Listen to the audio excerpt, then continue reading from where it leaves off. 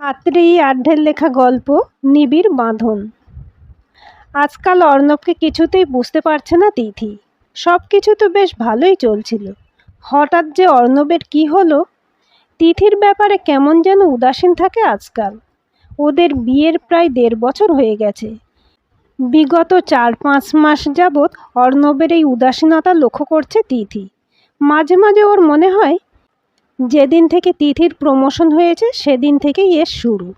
তিথি একটা মাল্টিন্যাশনাল কোম্পানিতে কাজ করে। ওর দক্ষতা ও খুব অল্প দিনের মধ্যে প্রমাণ করেছে, তাই কোম্পানির চিফ ফাইন্যান্সিয়াল অফিসারের পোস্টটা ছিনিয়ে নিতে ওর বেশি দেরি হয়নি। অর্ণব কি তিথির এই উন্নতি মন থেকে মেনে নিতে পারছে না?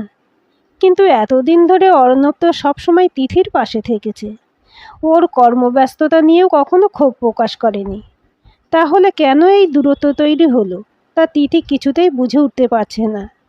আজ তিথির কাজে মন নেই, বারবার পুরনো কথাগুলো মনে পড়ছে। অফিসে বলে একাই তিথি বেরিয়ে গেল। আজ আর সন্দীপকে কিছু বলল না। অফিসে এই সন্দীপের সাথেই তিথি একটু বেশি ঘনিষ্ঠ, তবে শুধুই একটা নির্ভেজাল বন্ধুত্ব বই, আর কিছু নয়। সন্দীপের সাথে মেলামেশা নিয়েও ইদানিং অর্ণবের মনে যে একটা সন্দেহ দানা বেঁধেছে তা হয়তো তিথি কিছুটা বুঝেছে। তাই কিছুদিন ধরে সন্দীপকে একটু অ্যাভয়েড করে চলেছে তিথি। একটা উবের বুক করে ও সোজা চলে এলো ভিক্টোরিয়ায়। এক ঠোঙা বাদাম ভাজা কিনে নিয়ে লেকের ধারে একটা গাছের নিচে বসলো হেলান দিয়ে। অনেক কিছু মনে পড়ছে ওর। কি নাটকীয়ভাবে বিয়ে হয়ে গিয়েছিল ওদের। বিয়ের আগেও তিথি যথেষ্ট চাপের মধ্যে ছিল। বাবা মা আর ভাইকে নিয়ে সংসার। বাবা রিটায়ারমেন্টের পর ওর ঘাড়ে সংসার চালানোর দায়িত্বটা এসে পড়েছিল। ভাইয়ের ইঞ্জিনিয়ারিং পড়ার খরচ তো কিছু কম ছিল না। তাই বিয়ের বয়স হয়ে যাওয়া সত্ত্বেও একরকম অপারগ হয়েই তিথির বাবা মা ওর বিয়ের চেষ্টা করেননি। রোজ সকাল 9টার মধ্যে তিথি অফিস বেরোতো। সেদিনও বেশ তাড়াহুড়োর মধ্যেই নিজেকে পরিপাটি করে অফিসের জন্য বেরিয়েছিল তিথি। বাসে উঠে একটা জানালা লাগোয়া সিট দখল করে মোবাইল ফোনটা ঘাঁটছিল এক মনে। বেশ কয়েকটা স্টপেজ যাবার পরেই বাসে বেশ ভিড় হয়ে গেল। হঠাৎই ভিড়ের মধ্যে একটা চেনা গলার আওয়াজ শুনতে পেল তিথি। এ তো অর্ণবের গলা। তিথি অনিমেষে সেদিন তাকিয়েছিল ওর সবচেয়ে প্রিয় বন্ধু অর্ণবের দিকে। ইউনিভার্সিটি থেকে মাস্টার্স করার পর আবার প্রায় 5 বছর পর অর্ণবের সাথে দেখা। কোথায় চলে গিয়েছিল ও? কোনো যোগাযোগ রাখেনি। তিথি মনে মনে অর্ণবকে পছন্দ করত, কিন্তু অর্ণবের কাছ থেকে তেমন কোনো ইঙ্গিত পায়নি কখনো। সেদিন অফিসের পর অর্ণবের সাথে কফি হাউসে কাটানো ওই 2 ঘন্টা তিথির জীবনটাকে পুরো পাল্টে দিয়েছিল। অর্ণবের বিয়ের প্রস্তাব তিথি এড়িয়ে যেতে পারেনি। তিথির বাবা ওই সামান্য মাইনের প্রাইমারি স্কুল টিচারের হাতে মেয়েকে তুলে দিতে অবশ্য নারাজ ছিলেন। হয়তো এখানে কিছুটা নিজেদের স্বার্থ জড়িয়েছিল। মাস গেলে মোটা অঙ্কের টাকাটা সংসারে না আসলে ওর ভাইয়ের কলেজের ফিস জমা করা, মায়ের ওষুধ কেনা, ইলেকট্রিক বিল পেমেন্ট, এসব তো অসম্ভব হয়ে পড়বে। তবে তিথির মা সবসময় তিথির ভবিষ্যৎ নিয়ে চিন্তা করেই হার্টের রোগ ধরিয়ে ফেলেছিলেন। এই প্রস্তাবে তিনি অমত করেননি। অর্ণবকে বিয়ে করলেও তিথি যে নিজের বাবা মা বা ভাইয়ের খরচ বহন করবে এই প্রতিশ্রুতি অর্ণবের কাছ থেকে পাওয়ার পর তিথির বাবাও আর অমত করেননি। অর্ণবের বাবা মা মারা গিয়েছিলেন অনেক আগেই, তাই অর্ণবের পরিবার বলতে কেউ ছিল না। বাবা মায়ের একমাত্র সন্তান ছিল ও। বর্ধমানে পৈতৃক বাড়ি থাকলেও ওটা তালাবন্ধ পড়েছিল বহুকাল। পড়াশোনা, চাকরি এসবের জন্য অর্ণব বরাবর কলকাতাতেই থেকেছে, কখনো হোস্টেলে আর বড় হয়ে মেসে। তবে চাকরি পাবার পর বর্ধমানের বাড়িটা বেচে দিয়ে কলকাতাতেই একটা 2 কামরার ফ্ল্যাট কিনেছিল অর্ণব। তিথিকে অর্ণব কোনোদিনই ভোলেনি। শুধু একটা চাকরি আর একটা মাথা গোঁজার ঠাঁই দরকার ছিল। তাই এতদিন ধরে আড়ালে থেকে নিজেকে তিথির যোগ্য করে তুলেছিল। তিথির বাড়ির কয়েকজন আর অর্ণবের 4-5 জন বন্ধুর উপস্থিতিতে খানিকটা অনাড়ম্বরে রেজিস্ট্রি ম্যারেজ হয়েছিল ওদের। দারুণ বোঝাপড়া ছিল ওদের দুজনের মধ্যে। তিথির চোখের সামনে সমস্ত সুখের স্মৃতিগুলো ভেসে উঠছে। যে অর্ণব তিথিকে বুকে না নিয়ে ঘুমাতে পারত না, সে এখন তিথির স্পর্শটুকু সহ্য করতে পারে না। মাঝে মধ্যে তিথি অর্ণবের কাছাকাছি যাবার চেষ্টা করলেও অর্ণব ওকে ফিরিয়ে দেয়। চরম অপমান বোধ হয় তখন। একটা দীর্ঘ নিঃশ্বাস ফেলে তিথি হাত ঘড়িটা দেখল। প্রায় 6টা বাজে। তিথি উঠে পড়ল। এবার বাসে করেই চলে যাবে। বাড়ি ফিরতেই এখন আর ইচ্ছে হয় না ওর। 7 দিন আগে একটা এলইডি টিভি বুক করে এসেছিল তিথি। সকালে ফোন এসেছিল ওটা আজ ডেলিভারি দেবে, ইনস্টলও আজই করে দেবে। বাড়ি গিয়ে দেখলো ইনস্টলেশনের জন্য 2জন লোক বসে আছে।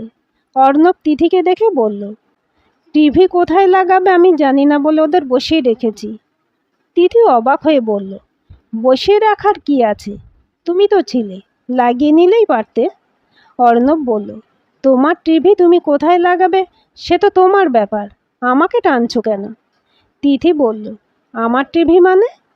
আমার কিছু তোমার নয়? তুমি কি হয়ে যাচ্ছ দিন দিন অর্ণব? এত বিভেদ কবে তৈরি হলো আমাদের মধ্যে বলতে পারো?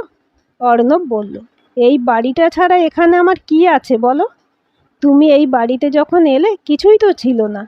আমি তো কখনো তোমার কোনো চাহিদাই পূরণ করতে পারিনি। তোমার বিলাসিতার কোনো উপকরণই তো আমি দিতে পারিনি। AC, fridge, juicer, micro oven, washing machine সবই তো নিজে কিনেছো। তিথি কথা না বাড়িয়ে ইনস্টলেশনের লোক 2জনকে ফিরিয়ে দিল। তিথির জীবন থেকে অর্ণবের দূরে সরে যাওয়ার কারণটা ওর কাছে এবার স্পষ্ট হয়ে উঠল। সমাজটা এখনও পুরুষতান্ত্রিকই রইল। যতই গলা ফাটিয়ে নারী পুরুষ সমান সমান বলে স্লোগান চলুক, তবুও মেয়েদের রোজগারে বিলাসিতা করতে পুরুষদের আজও বাধে। তিথি অর্ণবকে খুবই ভালোবাসে এবং তিথি জানে অর্ণবও তিথিকে ছাড়া থাকতে পারবে না। ও বুঝতে পারেনি অর্ণবের মতো এত আধুনিক মনস্ক ছেলে এমন একটা ইগোতে নিজেকে আটকে ফেলবে। খুব খারাপ লাগছে তিথির। ওর বোধহয় এত তাড়াতাড়ি এত জিনিস কিনে ফেলা উচিত হয়নি। এমনিতেই অর্ণব হীনমন্যতায় ভোগে, তিথিকে একটা সচ্ছল জীবন দিতে পারেনি বলে। তার উপর তিথির প্রমোশনের পরপরই এক ধাক্কায় এতগুলো বিলাসবহুল সামগ্রী কিনে ফেলাটা অর্ণবের অপারগতা আরও একবার প্রমাণ করে। রাতের ডিনারের পর তিথি বিছানায় এলে অর্ণব বলল, লোকগুলোকে ফিরিয়ে দিলে কেন?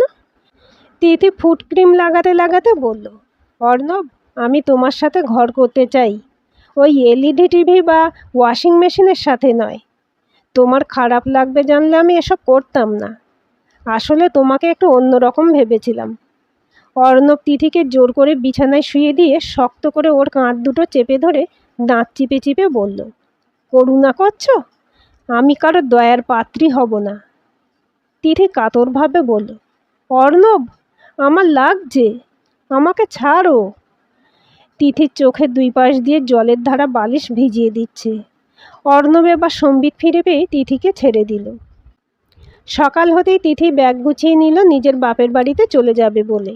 অর্ণব টেবিলে ব্রেকফাস্ট না পেয়ে রান্নাঘরের কাছে আসতেই তিথি বলল, আমি চলে যাচ্ছি অর্ণব, আমাদের একটু স্পেস দরকার। এভাবে সংসারে থাকা যায় না। 2জন 2টো সমান্তরাল রেখার মতো হয়ে গেছি, একসাথে থেকেও এক নই। আমি রেখাটা জুড়তে চেষ্টা করলেও তুমি তা হতে দিচ্ছ না। তার চেয়ে আলাদা থাকাই ভালো। যদি কখনো আমার অভাব বোধ করো আমার কাছে এসো, তবে নিজের ইগো ছেড়ে। যখন ডাকবে তখনই আসব, কথা দিলাম। কলিং বেল বাজলো। অর্ণব দরজা খুলে দেখলো সন্দীপ দাঁড়িয়ে আছে। ওকে ভিতরে আসার কথা না বলেই অর্ণব তিথির কাছে এসে বলল, যাও, তোমার নতুন প্রেমিক হাজির। এখানে থেকে রাসলীলা তো ঠিকঠাক জমছে না, তাই না? তিথি সন্দীপকে অ্যাভয়েড করছিল ঠিকই, কিন্তু পরে ওর মনে হয়েছিল কারো মিথ্যে সন্দেহ ঘোচানোর দায়িত্ব ও কেনই বা নেবে। সন্দীপ ওর খুব ভালো বন্ধু, তাই লাগেজ নিয়ে বাপের বাড়ি যাবার জন্য ও সাহায্য নিতে বাধ্য হয়েছে তিথি। অর্ণবের কথাগুলো শুনে তিথি শান্তভাবে উত্তর দিল, শুধু শুধু একটা সহজ সম্পর্ককে জটিল করে ভেবে নিজের শান্তি নষ্ট করছো অর্ণব। তোমার মনটা এখন সন্দেহে ভর্তি হয়ে গেছে। তোমার ইগো তোমাকে অন্ধ করে দিয়েছে। নিজেকে আন্ডার এস্টিমেট করা বন্ধ করো, আর পারলে অরুণাদির কথাই কম নেচো। অরুণার কথা আসতেই অর্ণব রেগে উঠল, তুমি বন্ধু জোটাতে পারো আর আমি কারোর সাথে কথা বললেই দোষ। তিথি বলল, একেবারেই নয়, কিন্তু আমার বন্ধু আমাকে কুপরামর্শ দেয় না, সংসার ভাঙার চেষ্টাও করে না। কি বলছে তুমি ভালোই বুঝেছ। দিনের পর দিন আমার সম্বন্ধে খারাপ কথা বলে ও তোমার মন বিষিয়ে তুলেছে। পারলে অন্যের কথায় নিজের স্ত্রীকে সন্দেহ করাটা বন্ধ করো, ভালো থাকতে পারবে। আর কোনো কথা না বলে তিথি সন্দীপের সাথে চলে গেল। প্রায় 7-8 মাস কেটে গেছে। অর্ণব বা তিথি কেউ কারো খোঁজ নেয়নি এই কমাস। সন্দীপ তিথিকে বারবার বলা সত্ত্বেও তিথি একটা ফোন পর্যন্ত করেনি অর্ণবকে। অথচ প্রত্যেক মুহূর্তে তিথি মনে মনে অর্ণবের সাথেই কাটিয়ে চলেছে। তিথির ভাই তমাল কলেজের ক্যাম্পাসিংয়ে একটা ভালো কোম্পানিতে চাকরি পেয়ে গেছে। তমাল বরাবরই ভালো স্টুডেন্ট ছিল। ও যে চাকরি পেয়ে যাবে তাতে কোনো সন্দেহ ছিল না। প্রথম মাইনে পেয়ে সবাইকে কিছু না কিছু উপহার দিয়েছে তমাল। আর দিদি ওর কাছে খুব স্পেশাল। একটা ডায়মন্ডের আংটি নিয়ে এসেছিল দিদির জন্য। তিথি ওর মাথার চুলগুলো এলোমেলো করে দিয়ে বলেছিল, ভাইটা আমার বড় হয়ে গেল। আজ তিথির অফিস ছুটি। একজন কলিগ মারা গেছেন। একটু পরে সন্দীপ এলে ওরা একসাথে দেখতে যাবে। খানিকটা অলস মেজাজে তিথি চায়ের কাপে প্রথম চুমুকটা দিতেই মোবাইলটা বেজে উঠল। একটা অচেনা নম্বর। আজকাল বিভিন্ন কোম্পানিগুলো এত বিরক্ত করে। অনিচ্ছা সত্ত্বেও ফোনটা রিসিভ করলো তিথি। ওপাশে একটা মহিলা কণ্ঠ। হ্যালো, আমি অরুণা বলছি, অর্ণবের কলিগ। চিনতে পারছো তিথি? তিথি খানিকক্ষণ ভাবল। কিছুতেই আন্দাজ করতে পারল না অরুণাদির ওকে কী দরকার। ওপাশ থেকে অরুণা আবার বলল, আমি কি তিথি রায়ের সাথে কথা বলছি? এবার তিথি উত্তর দিল, তিথি বলছি। হঠাৎ আমাকে ফোন? কি ব্যাপার অরুণাদি? অরুণা বলল, তিথি, অর্ণবের শরীর ভালো যাচ্ছে না কদিন ধরে। খুব অনিয়ম করে। খাওয়া দাওয়া প্রায় ছেড়েই দিয়েছে। ডাক্তার বলেছেন এভাবে চললে এরপরে আলসার হয়ে যাবে। তুমি একবার ওর কাছে যাও তিথি। তিথির বুকের ভিতরটা মুচড়ে উঠলেও নিজেকে সামলে নিয়ে বলল, তুমিই তো এতদিন ওর ভালো মন্দ দেখে এলে, আজ আবার আমাকে কী প্রয়োজন? তাছাড়া যার দরকার সে তো নিজে একবার ফোন করলো না। অরুণা বলল, তিথি, আমি জানি তুমি আমার সম্বন্ধে কী ভাবো, কিন্তু তুমি যা ভাবছো ঠিক তা নয়। হ্যাঁ, আমি মানছি ওই সময় অর্ণবের মনে গড়ে ওঠা সন্দেহকে দূর করার পরিবর্তে আরও গাঢ় করার পিছনে পরোক্ষভাবে আমার এবং আমাদের সবার হাত ছিল। আমার সাথে অর্ণবের ঘনিষ্ঠতা বেশি ছিল বলেই আমি একাদশী তোমার চোখে। কিন্তু বিশ্বাস করো, তোমাদের সম্পর্ক ভাঙার মতো উদ্দেশ্য আমার সত্যিই ছিল না। কেনই বা থাকবে বলো? আমিও তো আর একজনের স্ত্রী। তিথি, অর্ণবের বদ্ধমূল ধারণা হয়েছে তুমি সন্দীপের সাথে লিভ টুগেদার করছো আর খুব সুখে আছো। কিন্তু আমরা তো জানি এমনটা কখনো হতে পারে না। তিথি, আমি ঠিক বুঝেছি তো তোমাকে? তিথি বলল, অরুণাদি, অর্ণব ছাড়া আমি কারোর কথা ভাবতে পারি না। সন্দীপ বিয়ে করে সুখে সংসার করছে, কিন্তু আমার সব প্রয়োজনে একজন প্রকৃত বন্ধুর মতো ও আমাকে সাহায্য করে এসেছে বরাবর। অরুণা বলল, আমি জানতাম তিথি, কিন্তু অর্ণব কেন মানতে চাইছে না জানি না। ওর ভুল ভাঙা দরকার, না হলে ও শেষ হয়ে যাবে। অনেক কষ্টে তোমার নম্বর জোগাড় করেছি। অর্ণব একেবারেই চাইনি তোমাকে আমি ওর ব্যাপারে কোনো কথা বলি। তুমি একবার যাও ওর কাছে। আমার বিশ্বাস তুমি গেলেই ও সুস্থ জীবনে ফিরে আসবে। তিথি, তোমাকে আর একটা অনুরোধ, অর্ণবকে বলো না আমি তোমাকে ফোন করেছিলাম। অরুণা ফোন ডিসকানেক্ট করলো। সন্দীপ এসে গেছে। তিথিকে দেখে বলল, এখনও রেডি হওনি? যাবে না? তিথি একটু অন্যমনস্ক হয়ে বলল, অর্ণব খুব অসুস্থ সন্দীপ, তুমি যাও, আমি অর্ণবের কাছে যাব। সন্দীপ বলল, আমি তোমাকে পৌঁছে দিই? তিথি মাথা ঝাঁকিয়ে বলল, না সন্দীপ, আমি একা যাব। সন্দীপ আর কোনো কথা না বাড়িয়ে চলে গেল। অর্ণবের দেওয়া লাল ঢাকাই শাড়িটা পরল তিথি। এমনিতে তিথি শাঁখা পলা পরে না, তবে আজ পরল। অর্ণব এইভাবে ওকে দেখতে খুব ভালোবাসত। কপালে একটু বড় লাল টিপ আর সিঁদুর বেশ গাঢ় করে পরিয়ে তিথির অনেক ছবি তুলেছিল অর্ণব। ছবি তোলাটা ওর একটা নেশা ছিল, আর তিথি ছিল ওর মডেল। আজকে ঠিক তেমনভাবে সেজেই ও অর্ণবের কাছে গেল। দরজাটা খোলা। তিথি বেডরুমে গিয়ে দেখল অর্ণব শুয়ে আছে উপুর হয়ে। কাছে গিয়ে মাথায় হাত বোলাতেই অর্ণব চমকে গিয়ে তিথির দিকে তাকালো। ওকে দেখে তিথি চিনতে পারছে না। তিথি বলল, কী চেহারা করেছো? দরজা খোলা রেখেছ কেন? অর্ণব বলল, মিনতি কাজ করে বেরোলো এক্ষুনি, দরজাটা লাগানো হয়নি। কিন্তু তুমি এখানে? সন্দীপ ভালো আছে তো? তিথি ঘাড় নেড়ে বলল, সন্দীপ ওর বউকে নিয়ে খুব ভালো আছে। সবাই ভালো আছে অর্ণব, শুধু আমরা ভালো নেই। তোমাকে ছাড়া আমিও ভালো নেই। একটা ফোন করতে পারতে। অর্ণব দুহাত দিয়ে মুখ ঢেকে বলল, তোমাকে ডিস্টার্ব করতে চাইনি তিথি। আমি ভেবেছিলাম সন্দীপের সাথে ভালো আছো। তিথি অর্ণবের মুখ থেকে ওর হাত দুটো সরিয়ে বলল, নতুন করে শুরু করা যায় না আবার? অর্ণব বলল, তুমি যাবার পর লোক ডেকে এনে টিভিটা ইনস্টল করিয়েছে ডাইনিংয়ে, খেয়াল করনি বোধ হয়। তিথির চোখ দুটো জলে ভরে উঠেছে। অর্ণবকে ভালোভাবে দেখতে পাচ্ছে না।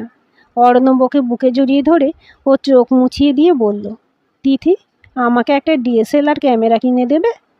তিথি হাসতে হাসতে আরও জোরে আঁকড়ে ধরলো অর্ণবকে। আজকের গল্পটি কেমন লাগলো কমেন্ট করে জানাবেন। ভালো লাগলে লাইক, হাইপ, শেয়ার করবেন। আর চ্যানেলটি সাবস্ক্রাইব করে বেল আইকনটি ক্লিক করে রাখতে ভুলবেন না।